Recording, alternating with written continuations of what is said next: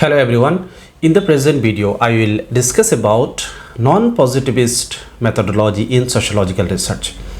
Before going to discuss about non-positivist methodology, I shall briefly understand or briefly explain what is positivist methodology.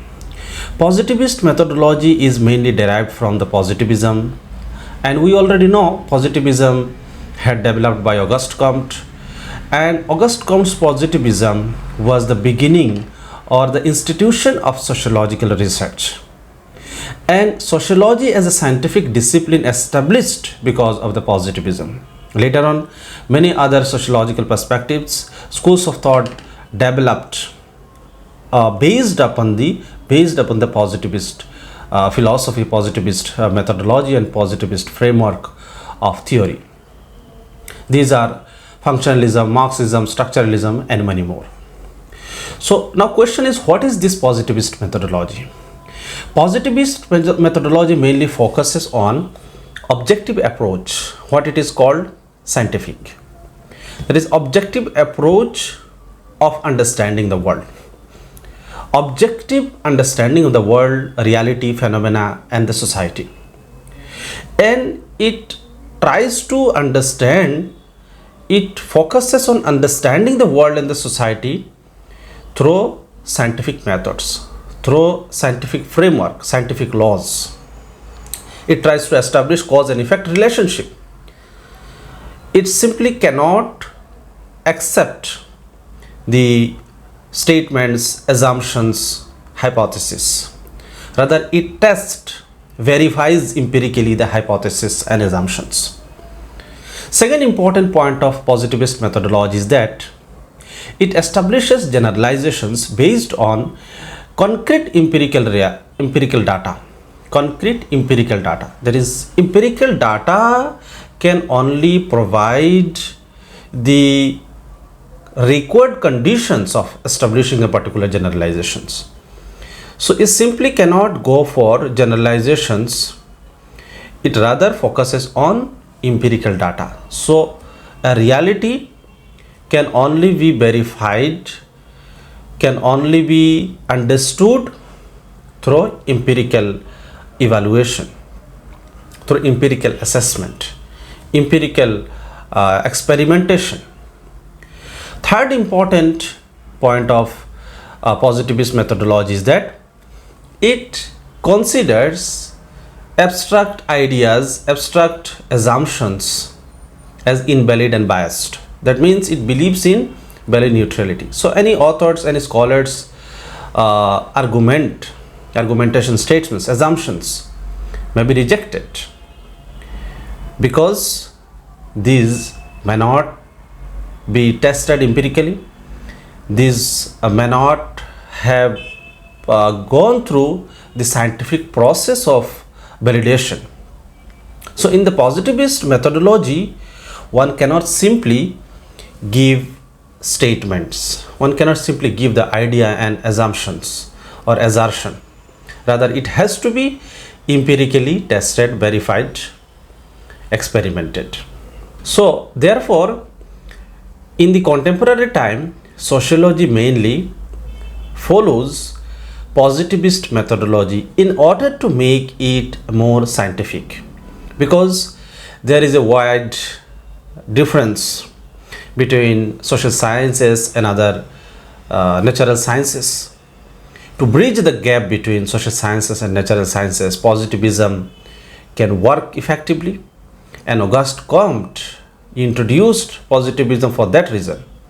And today in the contemporary time, sociological research mainly follows positivist framework, even though many writers, authors, scholars uses different other non-positivist methodology, but ultimately it follows, it is under the guidance of the positivist school of methodology or positivist school of the thoughts. Now we will try to understand how this non-positivist methodology developed and what is this non-positivist methodology. Non-positivist methodology mainly developed with phenomenology. Phenomenology is not new in sociology. Rather, phenomenology is one of the important branch of philosophy that mainly developed by Husserl and other philosophers. In sociology, it mainly introduced by Alfred Schultz. So he developed the sociological phenomenology. So that phenomenology was the contradiction of positivism. Phenomenology was opposite of the positivism. Phenomenology introduced the idea of interpretive sociology. Though Max Weber also gave the interpretive sociology in his own term, and Max Weber's interpretive sociology and the phenomenology have many similarities, and both falls into non-positivist methodology. So interpretive sociology, phenomenology, which developed over the period of time as a counter framework, as a counter school of thought in the sociology. And these approaches, these schools of thought developed non-positivist methodology in the sociology. Interpretive sociology mainly focuses on the subjectivity, subjective understanding of the individual's actions, social action. It mainly believes in understanding of meaning instead of simply recording the action, instead of simply empirically recording the phenomena. Rather, interpretive sociology focuses on deriving or exploring the meaning attached with the particular phenomena, the contextual meaning, how meaning varies from one situation to another situation, from one context to another context. Phenomenology mainly focused on the social construction of any phenomena, how social phenomena, social action, social realities are constructed. And this social construction is a process. So this process of social construction needs subjective understanding, the exploration of the subjectivity in the society. So these non-positivist methodology through interpretive sociology and phenomenology mainly developed subjective orientation in the sociological research. Then symbolic interactionism is another important schools of thought or perspective and approach, which also focused on the interactions of the individuals, how individuals and the members of the society create and construct the world. It mainly focused on the mind, self, society, and how these are subjectively interpreted, subjectively understood in the society.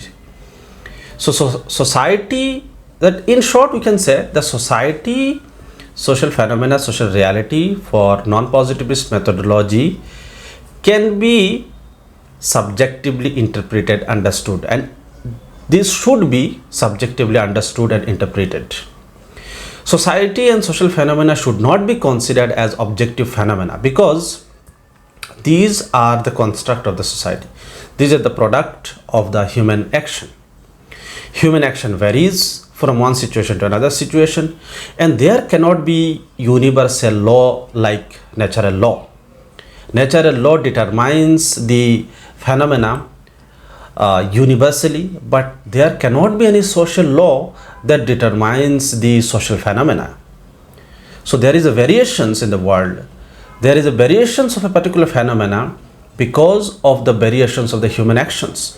Human actions is determined by the human mind, self, which has again been regulated by the consciousness.